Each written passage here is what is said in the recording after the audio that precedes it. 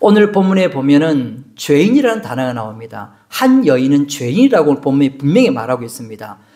예수님 시대의 죄인은 딱 두 종류입니다. 한 사람은 세리예요. 삭개오 같은 세리, 그는 죄인이에요. 또 한 사람은 장녀예요. 그러니까 이 한 여인은 세리가 아니니까 장녀란 말이에요. 장녀란 말이에요. 이 장녀였던 여인은 누가 봐도 죄인이었어요. 어떤 사람이 봐도 이 여인을 보고는 죄인 취급하는 그런 여인이었다라고 하는 거예요. 근데 이 여인이 예수님에 대한 소문을 들었습니다. 어떤 소문을 들었느냐면 예수님은 죄인들의 친구가 되신대. 예수님은 아무리 세상 사람들이 미워하고 저주하는 사람에게도 그들을 가까이 하시고 그들을 용납해 주신대. 그런 소문을 들었단 말이에요. 그러니까 장녀로 살아갔던 이 여인, 많은 사람들에게 손가락질을 당하며 그야말로 죄인 취급을 당하며, 아니 죄인 취급만 당했겠습니까? 사람 취급도 못 당했을 거예요. 당시에 여자들은 더군다나 사람 취급도 못 당했는데 게다가 장녀잖아요. 누구 하나 인정 안 해줘요? 모든 사람들에게 무시를 당해요. 그런데 예수님에 대한 소문을 들은 거예요. 예수님은 그런 세리들의 친구가 되신대. 죄인들의 친구가 되신대. 그 얘기를 듣는 순간 가슴이 꽉 막혀 있었고, 장녀로 살아가는 이 여인이 얼마나 인생이 기구했겠어요. 오죽하면 장녀로 살았겠습니까? 누구에게 말도 못해.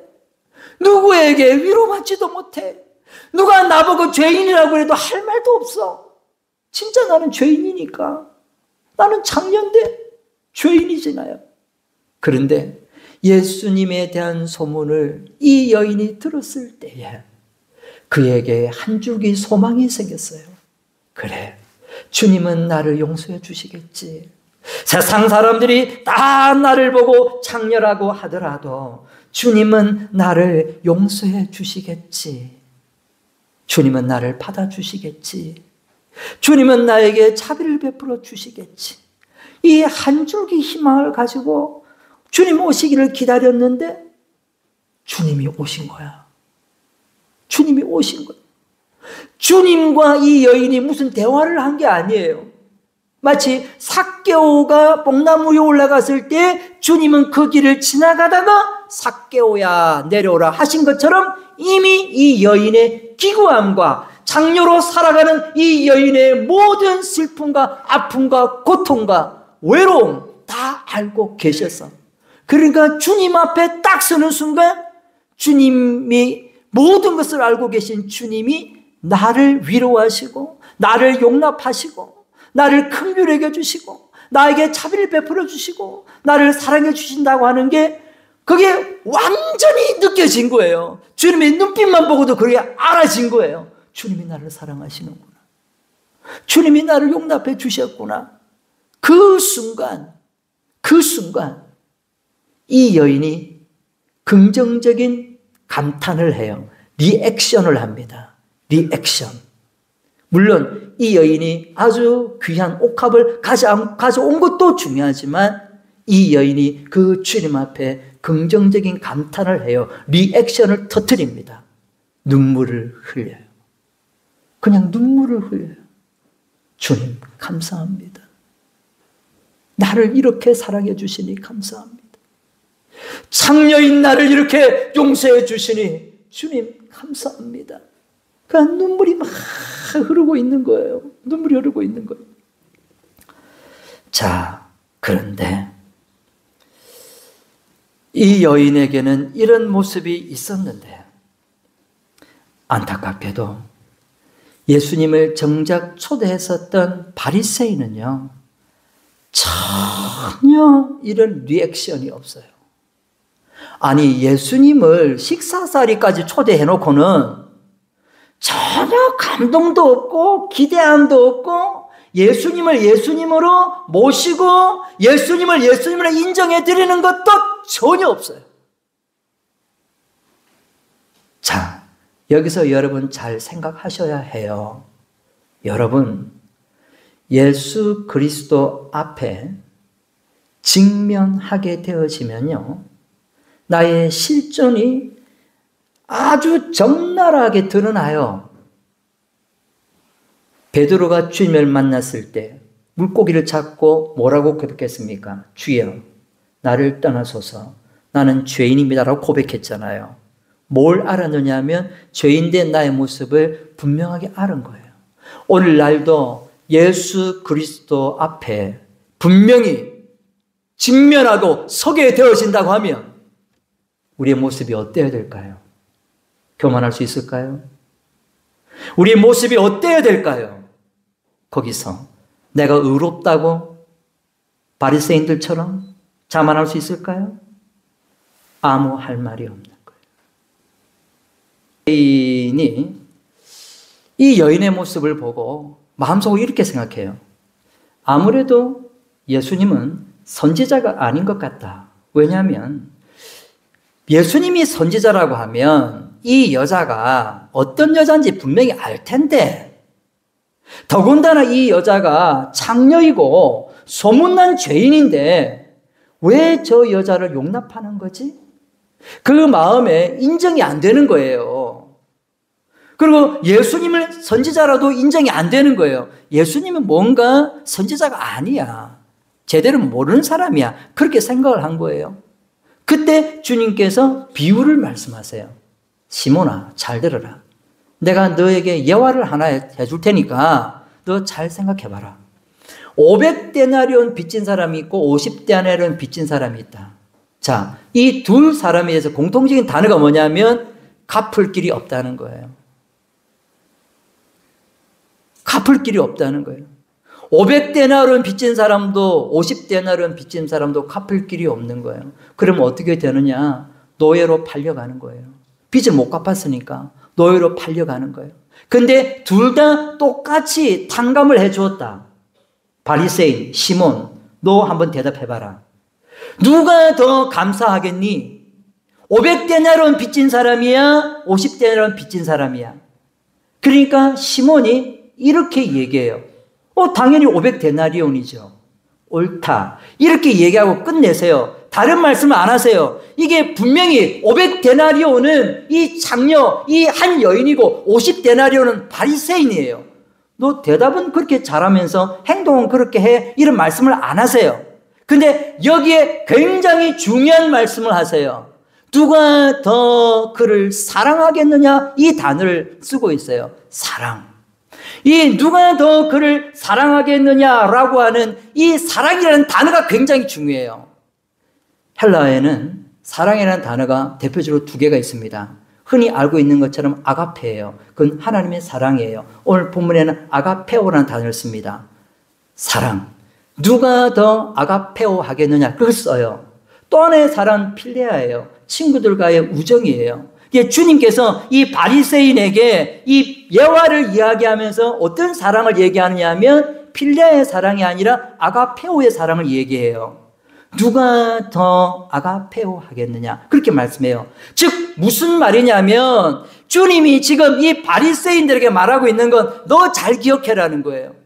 너가 받을 사랑도 흔히 친구들만의 우정, 그런 필레아의 사랑이 아니야. 그건 아가페오의 사랑이야. 하나님이 나를 사랑하신 영원한 사랑, 값없이 베풀어 주는 그 사랑, 그 사랑으로 500데나리온도 탕감해 주었고 동일하게 50데나리온도 탕감해 주었느니라 라고 말씀하는 거예요. 그러면 이 바리새인이 똑똑한 사람이잖아요. 그럼 인지를 해야 될 거 아니에요. 아, 하나님의 사랑이었구나.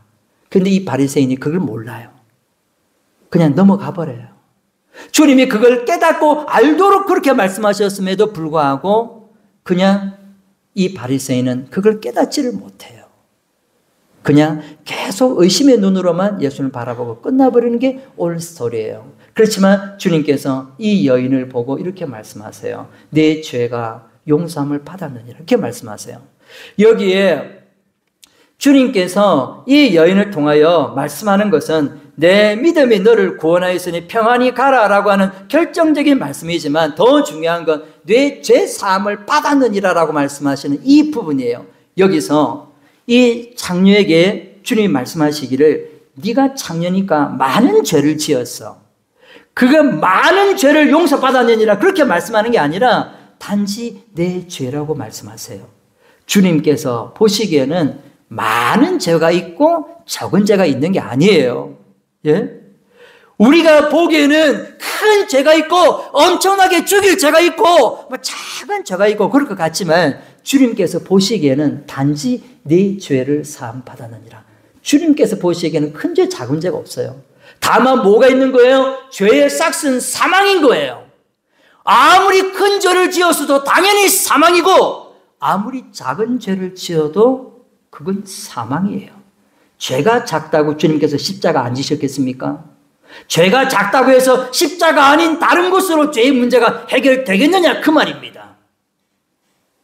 십자가 외에는 죄의 문제를 해결할 수 있는 것이 없습니다. 그래서 주님께서 말씀하세요. 내 죄 사함을 받았느니라. 이 여인이 주님의 그 마음을 알고 있었거든요. 이 창녀였던 이 여인이 주님이 나를 용납해 주시고 나를 여전히 받아주시고 여전히 나를 사랑해 주시는 그 사랑을 알았거든요.